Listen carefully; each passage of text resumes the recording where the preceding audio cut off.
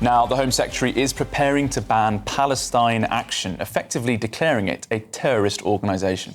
Well, it's understood that Yvette Cooper will deliver a ministerial statement about the group on Monday, which would then need to be enacted through legislation. Now, this comes after there was that dramatic break-in at RAF Brize Norton, which damaged 2 military aircraft by spraying paint onto the plane's engines.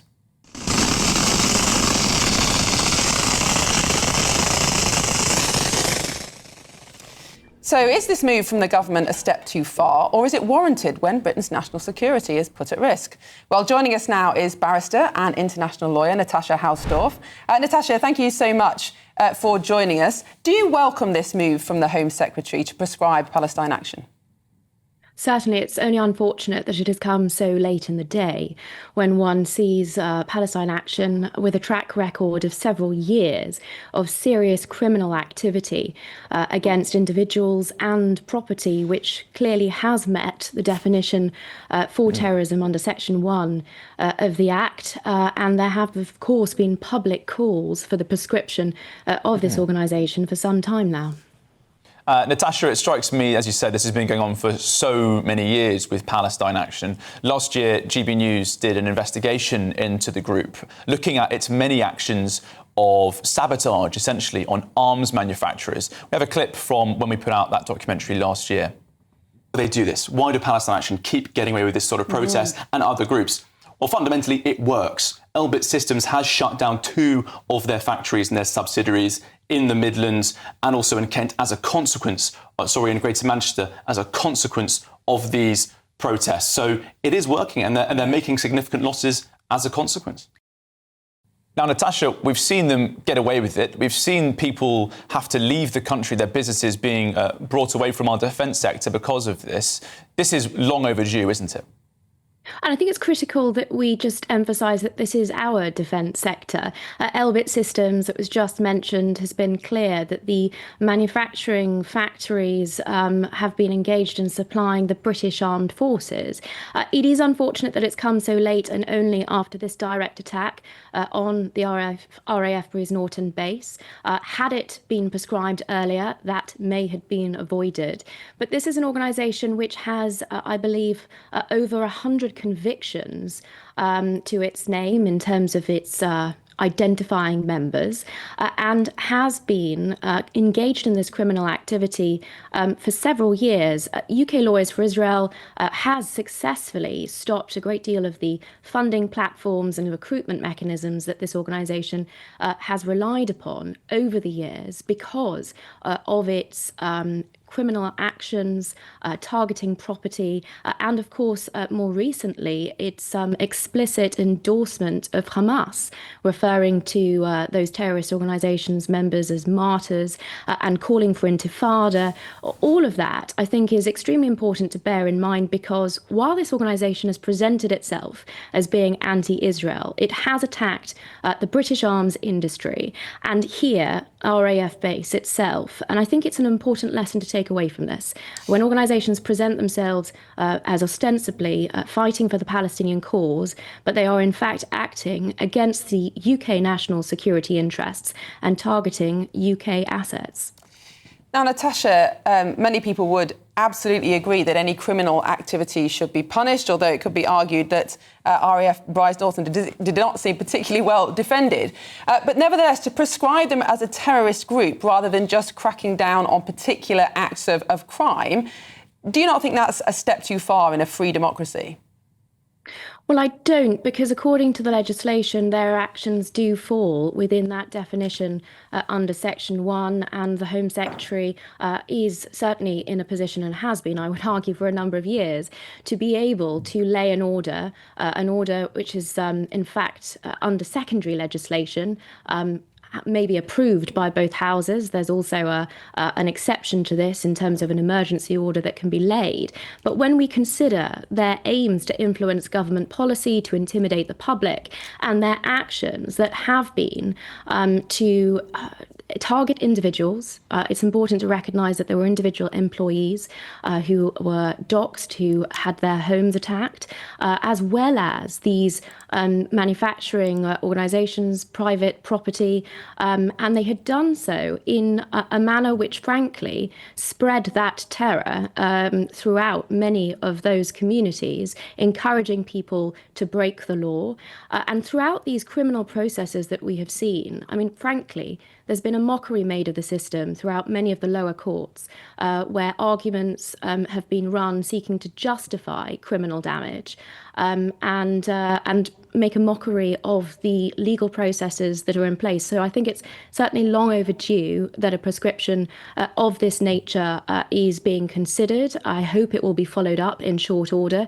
Obviously, we'll have to watch this space and wait for that secondary legislation process to take effect. OK, Natasha Hausdorff, thank you very much. And Miriam, I think you made a I think you made a very clear point when you said, is this quite a severe action from the government? And I think, well, it is, but it comes because they've done nothing for so long to deal with this. I mean, the last government as well, Palestine Action, was conducting this very severe interventions to defence industry sector and to many businesses, and they've been forced into this severe move because they've given them so much time and opportunity for so long. Yeah, and if you read the Palestine Action website, I mean, it's very clear that they are calling for criminal activity and calling for legitimate businesses to be damaged, and the fact that they can so openly call for that for so long.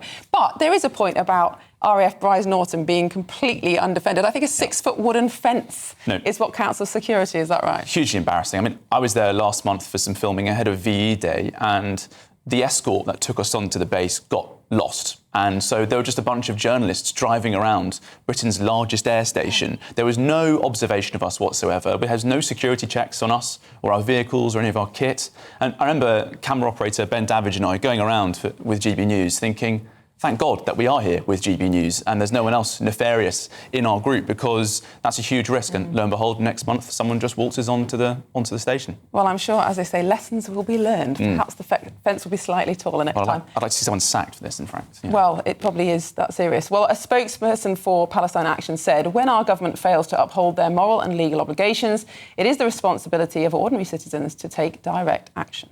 This one annoys you. The Home Secretary, Yvette Cooper, is preparing to ban Palestine Action, effectively declaring it a terrorist organisation. If you remember, the group broke into RAF Brize Norton, damaging 2 military aircraft. Yes, OK. Joining me now is political commentator Piers Pottinger. Thank you very much. Piers, and you've got the memo. I have. We're both doing Barbie today, aren't we? If you're listening on the radio, Piers has got a very, very gorgeous pink tie on, matching my pink short suit. Yes. OK, Piers, right, let's talk about the serious stuff today. Yeah. Palestine Action, breaking into Brize Norton and damaging 2 RAF planes, basically. What do you make of this? Well, I think it's about time they've been proscribed. Last year, they were responsible for and boasted of 170 different incidents. And this is a very well-organised group. And if you look at their website, it's very professionally produced.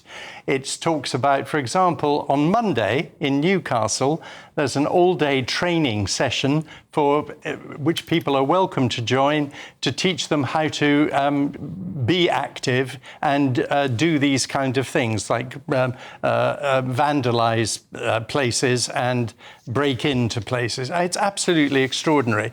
And the real question is, who's behind it? Who's funding this organisation? Yeah, this is an interesting point you've raised. I haven't seen anyone else raise that, to be honest with you. I mean, lots of anger about, what they've done and the lack of security around RAF Brize Norton, but it's a really interesting point. I mean, something as sophisticated as this, and it is sophisticated, and it's aimed at recruiting people in a very deliberate way. One of the 2 founders of this organisation used to be with Extinction Rebellion, so he is very much a kind of professional agitator. I'd love to know where he gets his money from or who's funding him. And this organisation is a really seriously bad organisation. And you could tell there was immediately the anti-terrorist police got involved when the incident happened at RAF Brize Norton.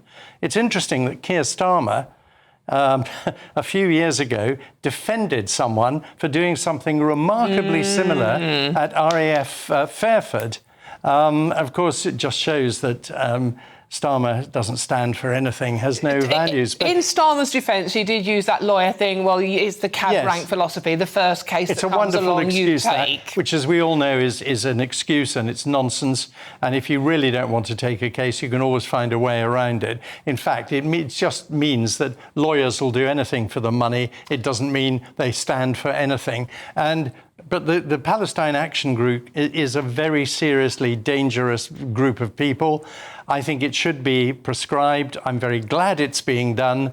But what I would really like to see is a much more detailed investigation into who's behind it, who's funding it. These organisations cost this country and the British taxpayer a lot of money, apart from the vandalism and unpleasantness of it all. Let's get to grips with who's behind it and why they're doing it. They were only formed in 2019, so they're quite a new group. They do seem to have a lot of very young, very artistic members. It's professionally run and they recruit professionally. I mean, this is not a casual bunch of sort of well-meaning lefties who just sort of want to go and demonstrate. This is activated terrorist activities against this country, and they use anything, whether it's Palestine, whether it's climate change, it wouldn't matter what it was. These are people who are just determined to attack this fabric of this country. I mean, you know, they haven't hurt anyone yet. I mean, they seem to be non-violent against people, although Jewish organisations are worried about them.